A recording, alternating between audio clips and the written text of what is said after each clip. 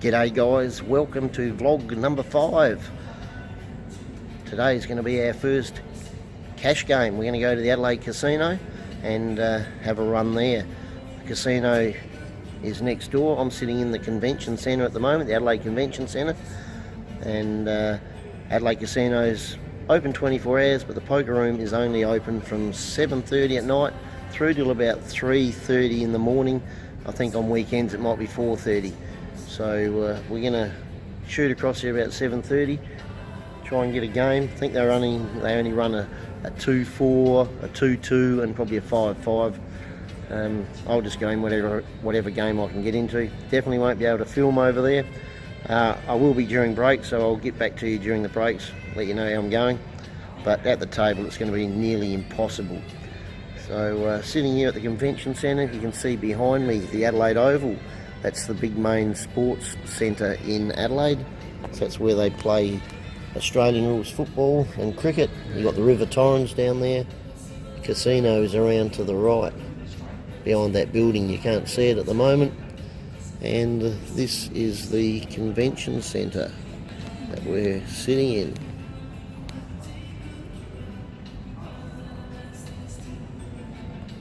So we'll get back to you a bit later on. Get across there, have a cash game, see how we go.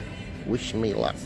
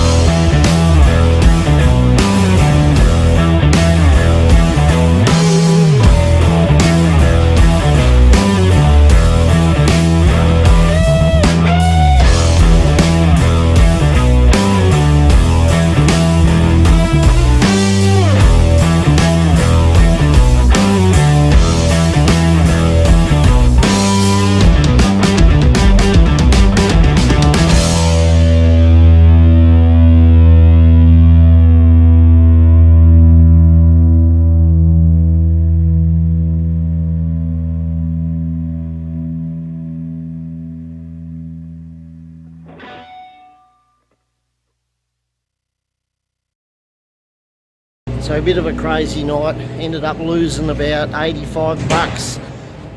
It was a wild game. I'll talk to you a bit later on about it. Just going up a bit of an alleyway here. It's about 3 o'clock, 3:30 in the morning, and it's time to have a kebab. So just heading up here to Hindley Street, which is the party street of Adelaide.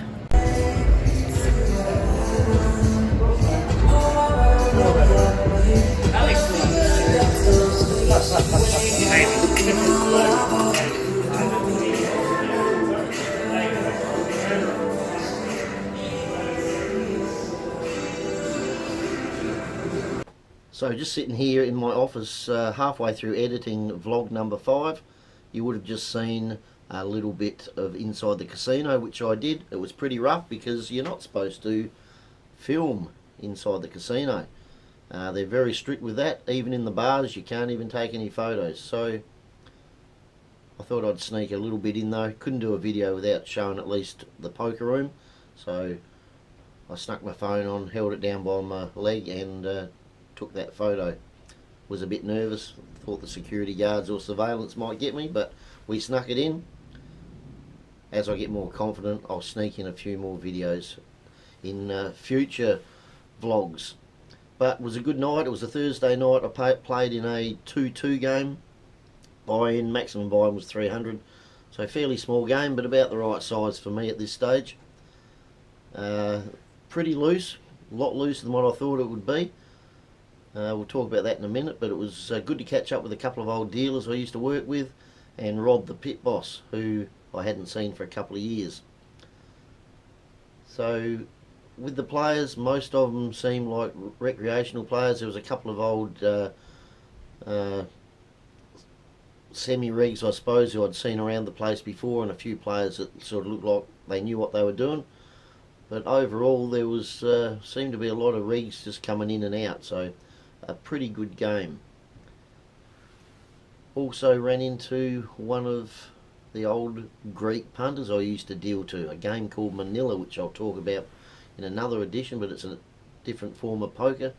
He came up to me and said, "Mark, I haven't seen you for 25 years. And we sat down to talk, and then he goes on, and this is a bit weird, said he reckons he had a dream about me the day before. So I don't know, sounds a bit weird, but he's probably got no reason to lie to me. So overall a good night. I was a bit card dead most of the night. I had a couple of good hands, but was in front all night, only a little bit though, but up until the very last hand. What they do, the poker room shuts at 3 AM during the week, so what they do is at 10 minutes to 3 they call last 3 hands, and I got stuck into a pot very last hand where I made it straight. 2 other blokes made a bigger straight, and I lost a bit, so $85 down for the night, but pretty happy with the games on how loose they were, so looking forward to getting back there again. I've done a couple of hand reviews, just writing down notes, so that's what I'm going to get stuck into now. So coming up there should be a few hand reviews where you can have a bit of a look at what I did right or what I did wrong. So they're about to come up now.